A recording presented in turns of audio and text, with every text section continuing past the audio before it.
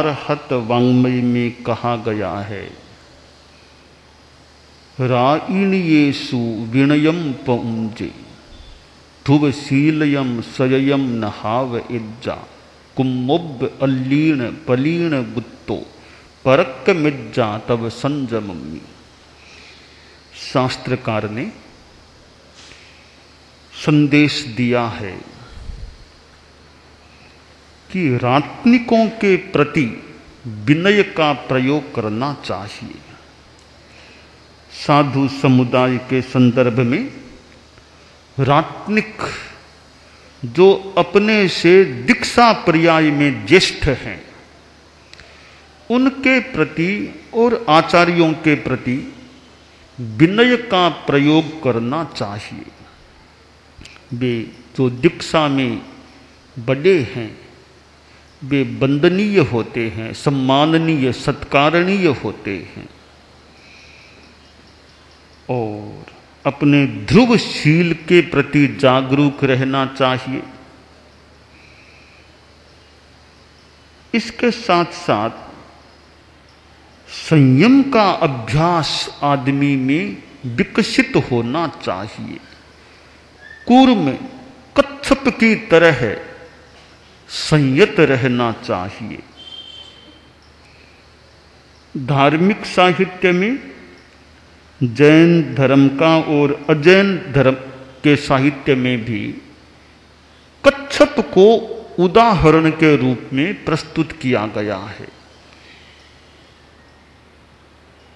कि आदमी कछुए की तरह संयम रखे, आलीन प्रलीन गुप्त रहे। कछुआ जैसे अपने अंगों को अंदर संकुचित कर लेता है, समेट लेता है, वह सुरक्षित हो जाता है।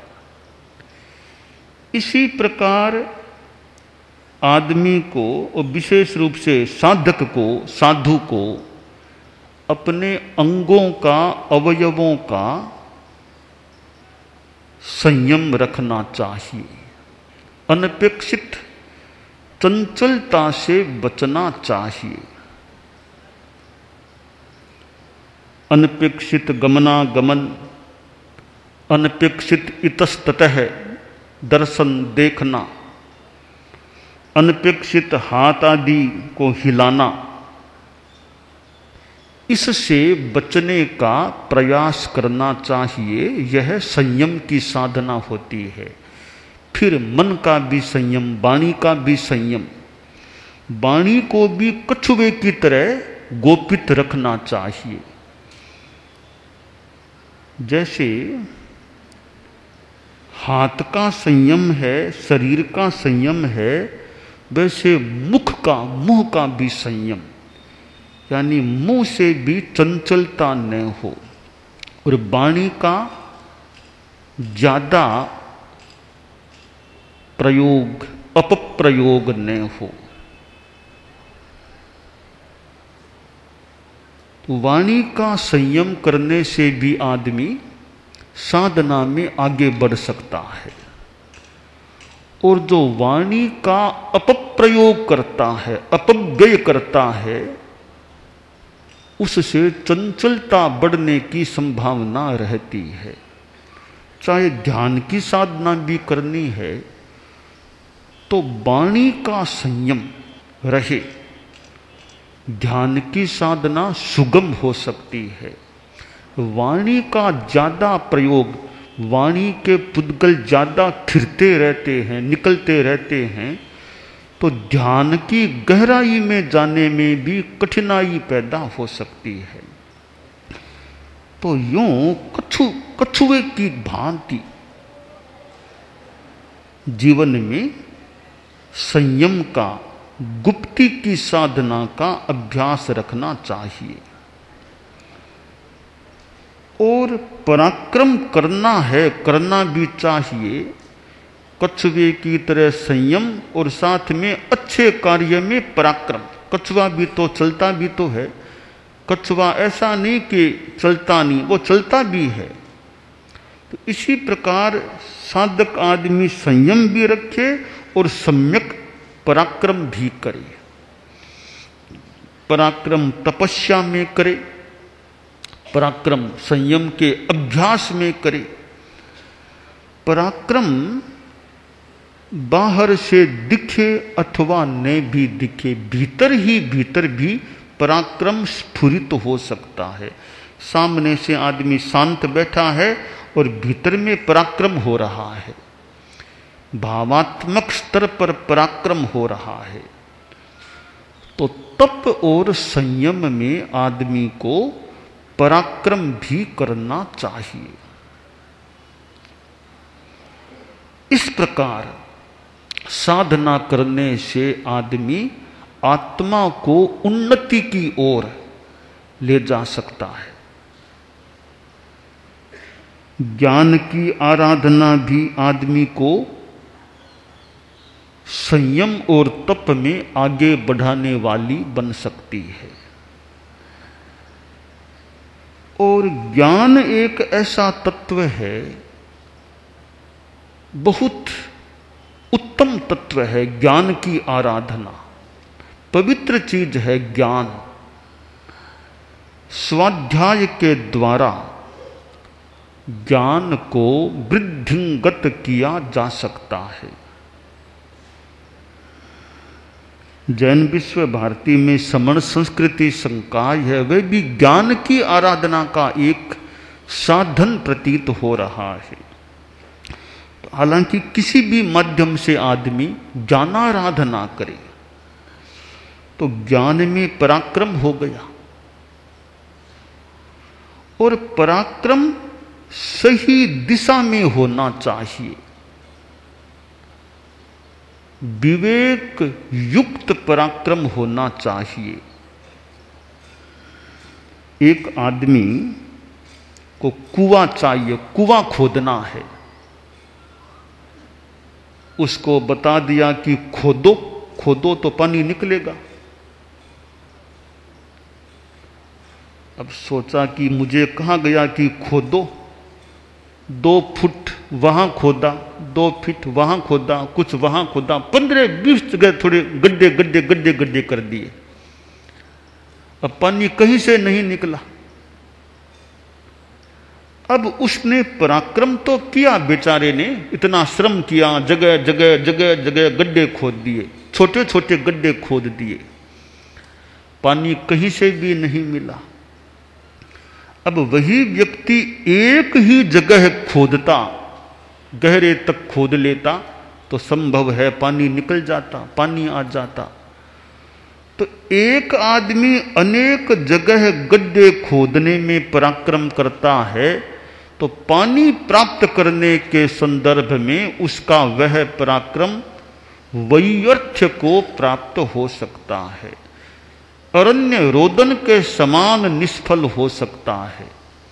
और वही व्यक्ति एक जगह पराक्रम करके गहराई तक खोदता है तो पानी निकल सकता है और उसका पराक्रम साफल्य को, सौफल्य को प्राप्त हो सकता है।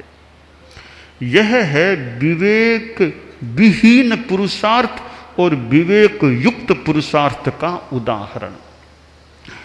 आदमी यह सोचे कि मैं अपने जीवन में पराक्रम करूं, किस दिशा में करूं, किस प्रकार करूं, ताकि जीवन में कुछ मुझे प्राप्ति हो सके, निष्पत्ति मिल सके। निष्पत्ति परक पराक्रम वांछनीय होता है। निष्पत्ति विहीन पराक्रम एक दृष्टि से व्यर्थ हो जाता है। हालांकि कई बार पराक्रम करने के बाद भी निष्पत्ति न मिले, परंतु पराक्रम तो सही दिशा में किया ना, फिर भी कई बार सफलता न मिले तो फिर न मिले। संस्कृत में एक श्लोक आता है, उद्योगिनम पुरुष सिंह मुपैति लक्ष्मी दैवम प्रधानमिति का पुरुषा वदन्ति भाग्यम विहाय कुरु पौरुष मात्म शक्त्या यत्ने कृते यदि न सिद्ध्यति कोत्र दोष है। गुरुदेव तुलसी और महाप्रज्ञ जी गुरुदेव एक बार मेवाड़ में संभवतः किसी जैन संप्रदाय के संत या आचार्य से मिलने के लिए पधारे थे। तब यह श्लोक चला था, आपस में संस्कृत का यह श्लोक चला था, यत्ने कृते यदि न सिद्धति कोत्र दोष है। अर्थात पुरुषार्थशील आदमी होता है उसका लक्ष्मी वरण करती है। जो आदमी भाग्य को प्रधान मान ले, भाग्य को प्रधान कहने वाले का पुरुष, कुत्सित पुरुष हल्के आदमी होते हैं। इसलिए कवि ने आगे कहा कि भाग्य की बात को एक तरफ करके पौरुष करो, पुरुषार्थ करो, अपनी शक्ति जितनी है उसके अनुरूप पुरुषार्थ करो। अगर पुरुषार्थ करने पर भी, यत्न करने पर भी कोई सिद्धि न मिले, फिर तुम्हारा कोई दोष नहीं, फिर तो नियति में ऐसा ही था, हो गया, तुम्हारा कोई दोष नहीं। तुम्हारा कर्तव्य है पुरुषार्थ करना, वो तुमने कर लिया, तुम कृत्य हो गए हो। परम पूज्य आचार्य तुलसी ने कितना पुरुषार्थ किया था। बस राजस्थान से कोलकाता पधारना भी उनका पुरुषार्थ था। कितने क्षेत्रों में उन्होंने काम किया। जैन विश्व भारती के विकास में, उसके आध्यात्मिक उन्नयन में उनका कितना हाथ रहा, योगदान रहा। जैन विश्व भारती मान्य विश्वविद्यालय के बनने में उनका कितना योगदान रहा होगा। अनेक क्षेत्रों में उनका पुरुषार्थ चलता था। पुरुषार्थ के संदर्भ में आचार्य तुलसी परम पूज्य गुरुदेव का स्मरण किया जा सकता है कि कितना परिश्रम करते थे। एक तरफ तेरापंथ धर्म संघ उनके सामने था, एक और जैन शासन, इधर मानव जाति, साहित्य, ज्ञानाराधना, प्रवचन, कितने काम थे। हालांकि और भी व्यक्ति मिल सकते हैं अनेक अनेक काम करने वाले। परम पूज्य गुरुदेव तुलसी को भी विशेषतया पराक्रम के संदर्भ में याद किया जा सकता है। उतना पराक्रम करने वाले मिलने वाले मिल सकते हैं, कोई नास्तिक की बात तो नहीं कही जा रही है, परंतु कितने लोग मिलेंगे उस कोटि के। एक अनुसंधान की बात या एक विशेष बात हो सकती है कि गुरुदेव तुलसी जितना पुरुषार्थ करते थे, उतना पुरुषार्थ करने वाले कितने लोग मिल सकेंगे।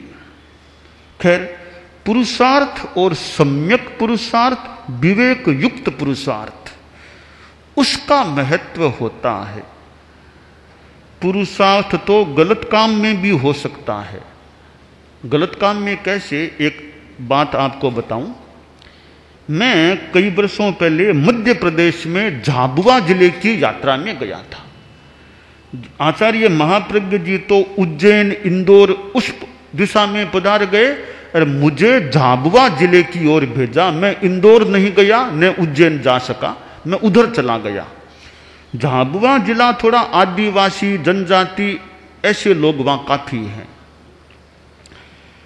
ऐसे भारत में और भी कई जगह जनजाति के लोग। तो मैंने वो झाबुआ जाने से पहले ही संभवतः एक बात सुनी थी कि ये लोग ऐसे होते हैं। उसकी एक घटना या बात कि जैसे कुछ ये आदिवासी जैसे लोग सड़क पर गए, वहां सड़क को रोक लिया, पत्थर आदि लगा दिए, वाहनों को आने से रोक दिया। तो कोई वाहन आया, कोई कार, उसमें कोई बड़ा धनवान आदमी बैठा था। तो वे लोग उसके पास गए और उस आदमी को, जो सेठ जो भी था, उसको मारना पीटना शुरू किया। तो वह सेठ बोला कि मुझे मारते क्यों पीटते हो, कि तुमसे पैसा लेंगे हम।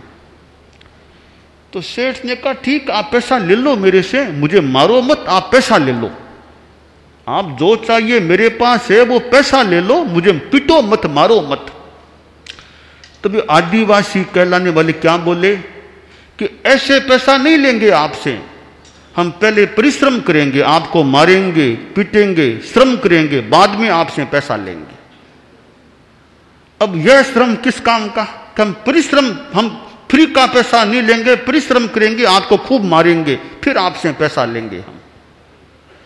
तो यह है विवेक विहीन कह दें कुछ भी, वैसा पुरुषार्थ। मैंने उसका घटना का भाव बताने का प्रयास किया जो मैंने सुना था। तो पुरुषार्थ वह भी है, मारना पीटना भी पुरुषार्थ है।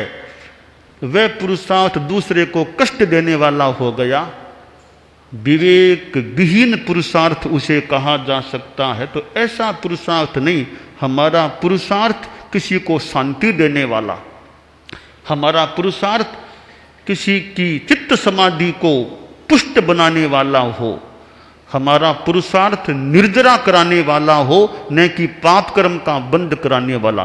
सीधी सी भेद रेखा है कि हमारा पुरुषार्थ पाप कर्म का बंद कराने वाला हो रहा है या हमारा पुरुषार्थ निर्जरा कराने वाला हो रहा है।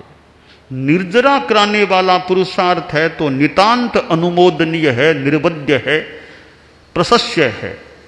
और जघन्य पाप कर्म बंधाने वाला पुरुषार्थ है तो वह अनुमोदनीय पुरुषार्थ नहीं होता है। लौकिक संदर्भों में लौकिक पुरुषार्थ का अपना महत्व हो सकता है।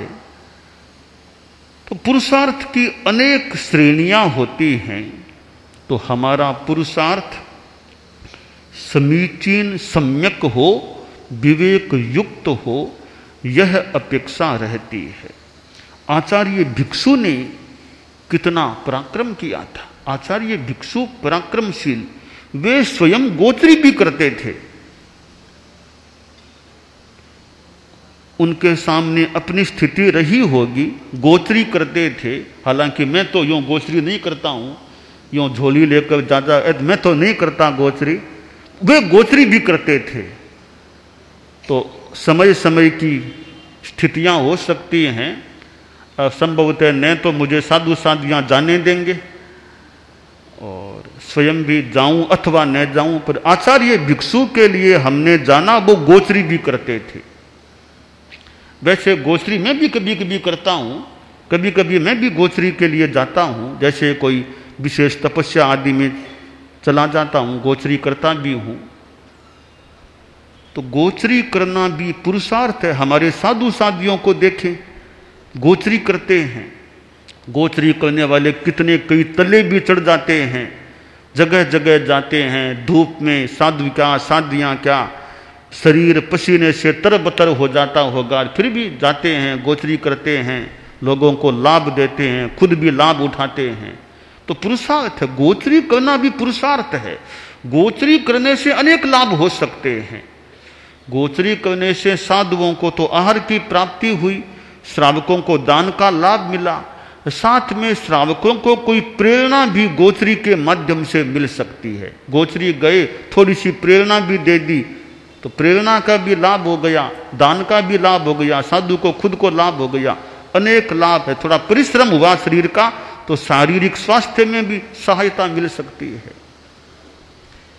इसलिए आदमी को आलसी नहीं बनना चाहिए, पुरुषार्थी रहना चाहिए। स्वास्थ्य आदि की अनुकूलता को ध्यान में रखते हुए हमें परिश्रमशील रहना चाहिए और अच्छा विवेक युक्त परिश्रम करना चाहिए। जिंदगी में परिश्रम की वृत्ति है तो सफलता का एक हथियार, एक उपाय हमारे हाथ में आ गया है।